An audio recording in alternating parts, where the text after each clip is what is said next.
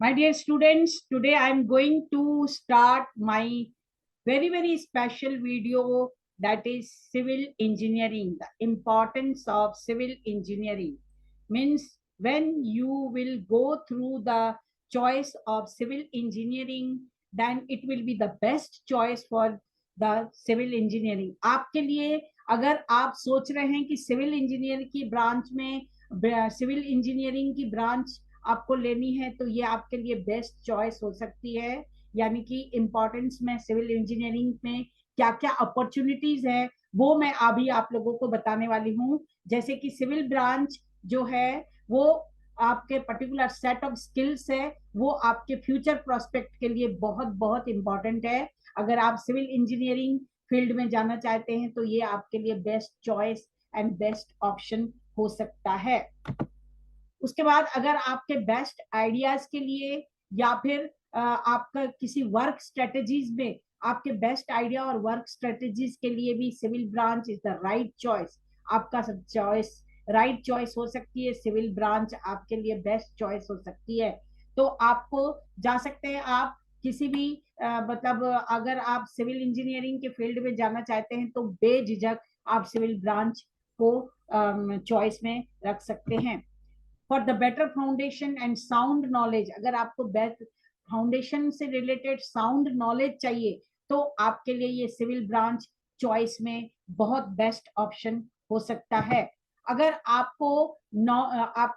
Roads के बारे में, ब्रिजेस के बारे में, रेलवे ट्रैक्स के बारे में और जानना चाहते हैं तो ये आपकी नॉलेज को इम्प्रूव करेगा। तो civil engineering can give you the best knowledge regarding roads, bridges, railway tracks etcetera. उसके बाद अगर आप देखें तो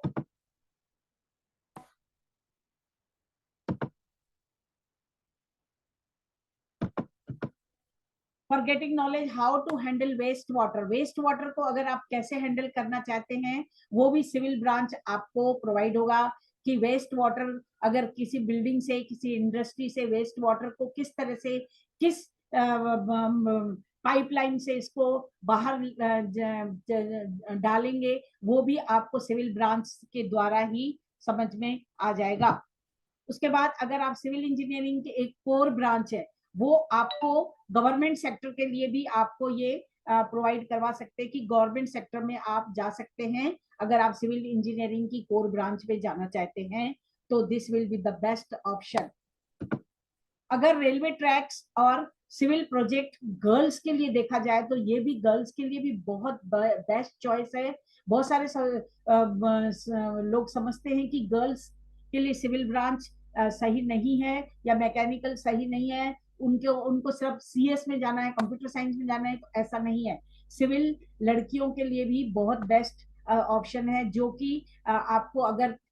स्ट्रक्चर क्रिएटिंग के लिए या पब्लिक यूटिलिटी के लिए या मेंटेनिंग हाउ द प्लानिंग कैसे मेंटेन करना है, ट्रांसपोर्टेशन नेटवर्क कैसे चलाना है, रोडवेज एंड रेलवेज कैसे किसके बारे में क्या नॉलेज होता है, ये भी गर्ल्स के लिए भी बहुत अच्छा चॉइस हो सकता है। अगर सिविल ब्रांच के लिए और कौन सी चॉइस हो सकती है, अगर एनालिसिस का फील्ड है या डिजाइनिंग का फील्ड है, ट्रेडरिंग का फील्ड है या मैनेजिंग प्रोजेक्ट्स है, तो ऑफिस वर्क है, तो उसके लिए भी गर्ल्स के लिए सिविल ब्रांच बेस्ट ऑप्शन हो सकती है। अगर आपको आइडियाज चाहिए बिल्डिंग से, डिजाइनिंग से, स्ट्रक्चर से, इंटीरियर से, तो उसके लिए भी आपको just go for the civil engineering. यानी कि सिविल इंजीनियरिंग के बहुत सारे स्कोप हैं और वो सारे स्कोप आपको सारे बिल्डिंग्स, डिजाइनिंग, स्ट्रक्चर, इंटीरियर्स में आपको बहुत सारे ऑप्शन मिल सकते हैं। तो अगर आप सोच रहे हैं कि सिविल ब्रांच में हमें जाना चाहिए तो डेफिनेटली आप श्योर उसको सिविल ब्रांच को चॉइस में रख सकते हैं। अगर कौन कौन से स्कोप आते हैं सिविल इंजीनियरिंग में वो मैं अभी आपको बता रही हूँ। जैसे आजकल क्या होता है, बिग कंपनीज में, बड़ी बड़ी इंडस्ट्री में, बड़ी बड़ी फैक्ट्रीज में लोग क्या करते हैं कि गर्ल्स को, वुमेन को प्रेफरेंस में देते हैं कि सिविल इंजीनियर अगर गर्ल है, ये वुमेन है, तो उसके लिए फर्स्ट चॉइस में उन लोगों को ले लिया जाता है, उनको उनके लिए ज्यादा कंपटीशन नहीं होता है, तो उनके लिए ट्रेनिंग या मैनेजमेंट या फिर उसको फ्यूचर फर्दर पोजीशन के लिए, मल्टीटास्किंग के लिए, उसके लिए गर्ल्स को बेस्ट ऑप्शन के रूप में उनको चॉइस में दिया जाता है कि गर्ल्स को ही प्रिफरेंस मिलना चाहिए। उसके बाद बहुत सारे स्कोप है, जैसे कि सिविल इंजीनियरिंग में, सिविल की इंजीनियरिंग में स्ट्रक्चरल का स्कोप है, सिविल इंजीनियरिंग में एनवायरमेंटल का स्कोप है, वाटर इंजीनियरिंग का स्कोप है, और जियो टेक्निकल इंजीनियरिंग का भी स्कोप है। तो अब उसको वन बाय वन समझेंगे कि सिविल इंजीनियरिंग स्ट्रक्चर में क्या होता है। उसमें स्ट्रक्चर में आपको सिविल इंजीनियरिंग में डिजाइनिंग, बिल्डिंग का स्ट्रक्चर कैसे बनाया जाता है, और वो किस तरह से वो सेफ है कि नहीं, या फिर वो इतना अगर हाई बिल्डिंग्स के लिए स्ट्रक्चर बनाया जाए तो उसका फाउंडेशन होगा, वो किस तरह से स्ट्रॉन्ग होना चाहिए, वो सारी चीजें आपको सिविल इंजीनियरिंग की स्ट्रक्चरल इंजीनियरिंग में पढ़ाया जाता है। तो वो आपको जो एग्जिस्टिंग बिल्डिंग है उनको कुछ नुकसान नहीं हो सकता है, और ये आगे के लिए वो कितने साल तक उस बिल्डिंग की ड्यूरेबिलिटी रहेगी, वो भी एक सिविल इंजीनियर की नॉलेज से ही ये सारी चीजें पता चल पाती हैं। उसके बाद अगर देखा जाए तो एनवायरमेंटल इंजीनियरिंग क्या होता है, तो वो अगर एयर पोल्यूशन है या प्रोटेक्शन, एनवायरमेंटल का प्रोटेक्शन है, कंट्रोल ऑफ मेंटेन प्लांट्स है, या फिर animals, human, sunlight, water, trees से रिलेटेड एनवायरनमेंट है, या एनवायरनमेंट में कितनी विजिबिलिटी है, या इसमें सैनिटरी इंजीनियरिंग किस तरह से सेफ है कि नहीं, ये सारी चीजें सिविल इंजीनियरिंग के फील्ड में ही पढ़ाई जा सकती है। उसके बाद देखा जाए कि प्लांट्स वगैरह एनवायरनमेंट में कैसे प्लांट्स को प्रोजेक्टेशन किया जाता है, आइडिया को कैसे प्रोसेसिंग में लाया जाता है, वो सारी चीजें स्ट्रक्चर और उसमें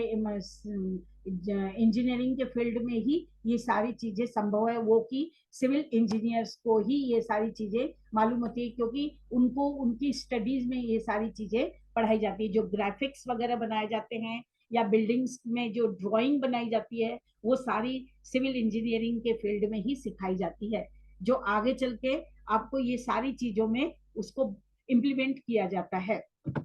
उसके बाद अगर वाटर इंजीनियरिंग देखा जाए तो हाइड्रोलिटिक जो इंजीनियर एक्चुअली जो डेवलप्स करते हैं इंजीनियरिंग, वो उसमें वाटर जैसे कि आउटलेट्स कैसे होने चाहिए वाटर के, या डैम्स वगैरह कैसे होने चाहिए, वाटर सप्लाई कैसे होना चाहिए, वेस्ट वाटर कैसे होना चाहिए, सारी चीजें एक इंजीनियर्स बहुत अच्छे से समझ पाते हैं, और उन इंजीनियरिंग की मास्टर डिग्री करने के बाद उन सारी चीजों को वो अंडरस्टैंड कर पाएंगे और वाटर इंजीनियरिंग में इम्प्लीमेंट भी कर पाएंगे। तो आपको बेस्ट चॉइस हो सकती है सारी चीजों के लिए, आप डेफिनेटली इंजीनियरिंग के, सिविल इंजीनियरिंग के फील्ड में, डोमेन्स में जा सकते हैं।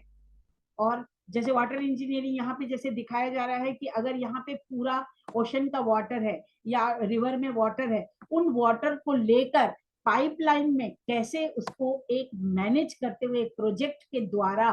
इंडस्ट्री में, फैक्ट्री में और अपार्टमेंट्स में पहुंचाया जाता है, वो एक सिविल इंजीनियर ही अच्छी तरह से कर पाता है। और वो कैसे कर पाता है, जब उसने उसके बारे में स्टडी की होगी। इसमें बहुत सारा स्कोप है, तो आप सिविल इंजीनियरिंग को अपने बेस्ट चॉइस में रख सकते हैं। उसमें देखा जाए तो जियो टेक्निकल इंजीनियरिंग, जियो टेक्निकल इंजीनियरिंग भी अर्थक्वेक से रिलेटेड रहता है, और जैसे फाउंडेशन इसकी स्ट्रॉन्ग है कि नहीं है, और इतनी बड़ी बड़ी मल्टी स्टोरीज बिल्डिंग जो बनती है उनकी फाउंडेशन कितनी नीचे तक जा सकती है, ये सारी चीजें जो है एक जियो टेक्निकल इंजीनियर ही बता सकता है कि उसका ये बिल्डिंग इसमें रॉक पे अगर खड़ी है तो ये कितने दिनों तक इसकी ड्यूरेबिलिटी रहेगी, या फिर इसकी मिट्टी में जहाँ पे फाउंडेशन किया जा रहा है वो इसकी ड्यूरेबिलिटी है कि नहीं है, या फिर इसमें बिल्डिंग को कोई डैमेज तो नहीं होगा, कोई नुकसान तो नहीं होगा, बिल्डिंग कितने सालों तक बिल्डिंग टिक सकती है, ये सारी चीजें एक सिविल इंजीनियर का जियो टेक्निकल इंजीनियरिंग के फील्ड में सिखाया जाता है। तो मैं समझ रही हूँ आप लोगों को ये सारी चीजें समझ में आ गई होगी, और अगर चॉइस में अगर सिविल इंजीनियरिंग के फील्ड में आप जाना चाहते हैं तो डेफिनेटली चॉइस में रखिए कि civil engineering is the best for ideas and designing. और थैंक यू फॉर वॉचिंग। अगर आप लोगों ने हमारे चैनल को सब्सक्राइब अभी तक नहीं किया है तो प्लीज आप सब्सक्राइब कर लीजिए। वीडियो पसंद आए तो इसको लाइक कर दीजिए, कमेंट करके बताइए कि आपको किस डोमेन्स में जाना है, सिविल इंजीनियरिंग के स्ट्रक्चरल में जाना है या फिर जियो टेक्निकल में जाना है, वाटर इंजीनियरिंग में जाना है, वो आप कमेंट करके जरूर लिखिए, शेयर कीजिए। Thank you for watching.